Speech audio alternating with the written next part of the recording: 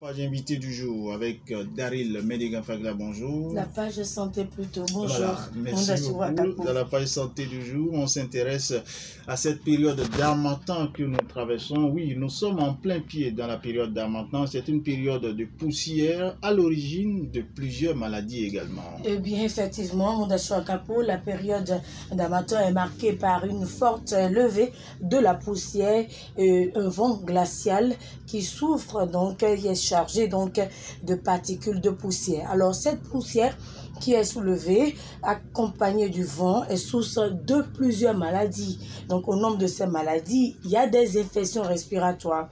Les infections respiratoires, en respirant, nous inhalons cette poussière qui va se déposer au niveau des voies aériennes, les poumons. Et peut être également source d'infection. Donc, la période d'harmattan est essentiellement marquée par les infections respiratoires et qui peuvent se manifester à travers la toux, surtout la toux, le rhume, ce qui est déjà courant dans le rang des élèves, des adultes et qu'on sort ensuite. Il faut préciser aussi que cette poussière soulevée peut aussi entraîner donc des parasites intestinales. Donc parce que la poussière que nous voyons, la poussière que nous inhalons se dépose sur les nourritures, donc les repas que nous mangeons. Donc si ces repas sont mal protégés ou ne sont pas couverts, alors surtout ce que nous mangeons donc au bord de la voie, un peu partout, alors là, on s'expose donc à des parasites intestinales. Donc, au niveau des écoles également, au niveau des écoles, les repas non couverts peuvent contaminer donc nos enfants. Donc, les parasitoses intestinales peuvent conduire parfois même à la diarrhée et surtout la fièvre typhoïde. Donc, c'est une période très sensible qu'il faut bien traverser, savoir bien gérer, notamment avec les enfants, les tout petits. Les enfants sont très vulnérables. C'est des âmes très fragiles également, les femmes enceintes également et les personnes du 3e âge qui ont une immunité vraiment fragile. Donc, pour leur permettre donc d'être en bonne santé, il faut se mettre, il faut respecter certaines conditions. C'est la poussière seule qui est à l'origine des maladies, la fraîcheur, cette fraîcheur glaciale que vous avez évoquée n'a pas d'effet sur la santé humaine? Ah oui, ça a des effets sur la santé humaine. Bon, c'est vrai que si on est habitué déjà, on sait qu'à un moment donné, il y a l'harmattan qui s'installe, il faut prendre des précautions. C'est vrai que dans la partie septentrionale, le vent glacial souffle un peu de trop, donc il faut se mettre vraiment, il faut se couvrir. Il faut se couvrir. Donc, il y a des dispositions que nous devons prendre, surtout les petits-enfants. Vous n'êtes pas sans savoir quand vous parcourez un peu certaines localités ou certains quartiers de Parakou, vous allez voir des enfants qui sont, je dirais, qui ne sont pas protégés, qui n'ont pas de pullover, qui n'ont pas de gants. Et on dit, bon, qu'ils sont déjà immunisés ou sont déjà habitués à cette fraîcheur-là. Et on leur donne à manger. Ils sont torse nus, tout simplement. Donc, je dis, avec la mauve au niveau des narines, vous voyez, c'est vraiment désagréable. Il ne faut pas exposer l'enfant. Oui, quand on voit les mauves, déjà, c'est la preuve que l'enfant souffre et subit déjà les affres de cette période de l'harmattan. Donc, il ne faut pas exposer l'enfant. J'ai parlé de la fois dernière de la sinusite. Donc, c'est le rhume mal entretenu, mal soigné peut entraîner donc à la sinusite. Donc, il ne faut pas exposer ces enfants à ces maladies, notamment en cette période d'harmattan. D'accord. Alors, comment gérer réellement? Comment gérer ou comment faire face à cette période assez sensible telle que vous venez de le préciser? Oui, c'est très simple, hein, Mondachou Akakbo. Il faut mettre l'accent sur l'hygiène de base. Je l'ai dit tantôt, cette poussière qui se soulève peut être à la base donc de diarrhée, peut être à la base donc de la fièvre typhoïde, surtout dans le rang des enfants. Donc, il faut d'abord protéger les enfants. Il faut protéger les tout petits contre le froid, des chaussettes, le porter des gants, pourquoi pas des pullovers, les laver les matins, ne pas dire chaque matin, avec de l'eau tiède.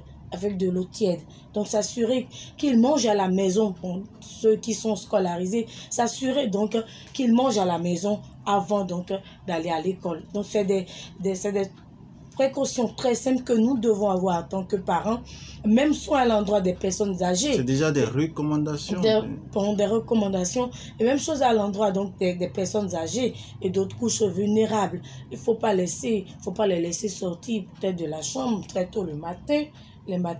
Donc leur apporter des soins nécessaires pour bien traverser également cette période. Nous allons suivre les précisions, si vous le permettez.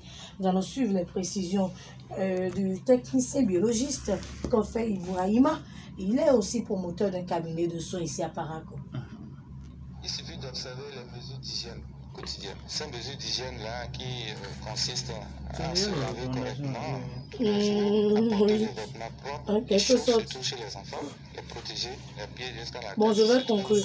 Ne me relancez plus, je vais conclure. Après s'être lavé, il faut porter des vêtements chauds pour leur permettre de résister au froid.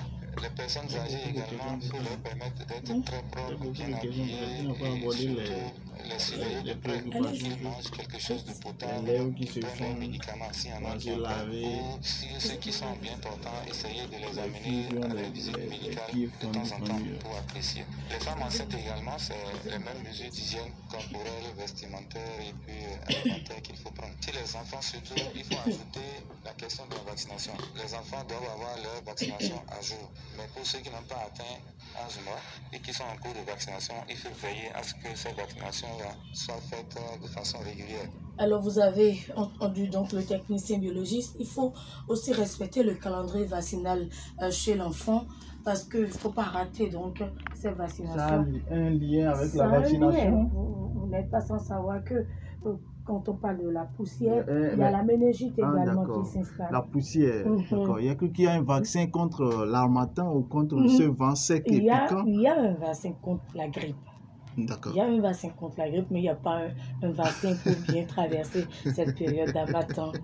D'accord. Alors, ça, tout ce que vous avez dit, ça, c'est en ce qui concerne le fonctionnement de l'organisme à l'intérieur et tout ça, mais au niveau du physique. Il y a des problèmes, mais il y a des aspects, par exemple, je vois des gens qui ont les lèvres fendues, il y en a qui ne se lavent même pas, ou pendant cette période, tout le temps, ou carrément c'est le soir, on se lave avant de dormir. Et il y a, je ne sais pas comment vous appelez cette maladie, pendant cette période, il y a les pieds qui sont souvent fendus, tu vois, des jeunes filles, des garçons aussi, qui ont des talons fendu. Écoutez, ne pas se laver. C'est lié à l'harmattan aussi? C'est lié à l'harmattan. Et ne pas se laver, par exemple, c'est un choix. C'est un choix.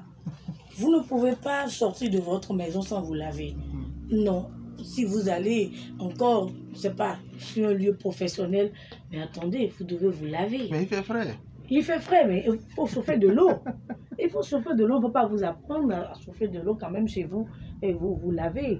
Et bien vous pommader. Mais aujourd'hui, c'est vrai que l'Africain a la peau sèche. Naturellement, l'Africain a la peau sèche. Maintenant, il faut prendre des mesures. Des mesures. Qu'est-ce que je dis? Peut-être de la vaseline pour se pommader. La vaseline, le beurre de karité.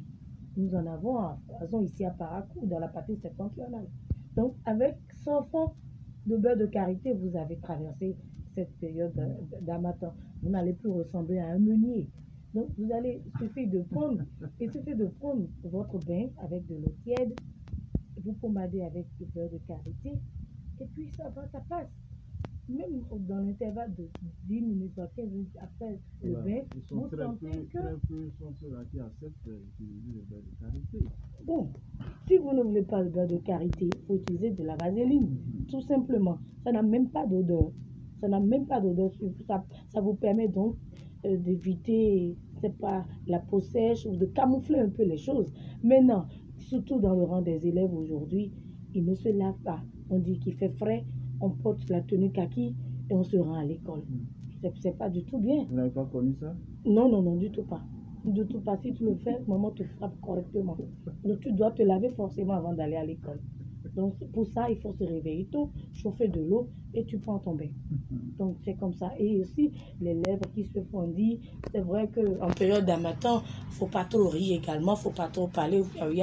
Comme on le dit, de façon terre à terre, sinon vos lèvres vont se fendiller. Également au niveau des des pieds, il faut éviter donc des pieds d'athlète. Mais il y a des précautions, il y a des pierres que l'on voit à 200 francs. Et ça, lorsque vous prenez votre bain, ça vous permet donc de gratter, de nettoyer un peu, c'est pas au niveau de la cheville. Et puis bon, ça passe. D'accord. Mais rester, c'est pas dit qu'il fait frais pour ne pas se laver, pour ne pas prendre soin de soi-même. Moi, je dis que c'est du folklore. Folklore, vous avez dit, on vous a compris. C'est du folklore, bien vous êtes un saligo tout simplement. En tout cas, merci. Il faut vraiment prendre soin des tout petits. Il faut vraiment prendre soin des tout petits parce que dans leur rang, il y a déjà les narines qui coulent. C'est vraiment normal, mais il ne faut pas faire l'automédication. D'accord. Il faut amener l'enfant à l'hôpital. Pourquoi pas prévenir également le paludisme en ces temps-ci également pour quand même s'assurer que votre enfant est en bonne santé. Merci à vous, Daryl Medigan Faglar. À mardi prochain pour un autre numéro de la page santé.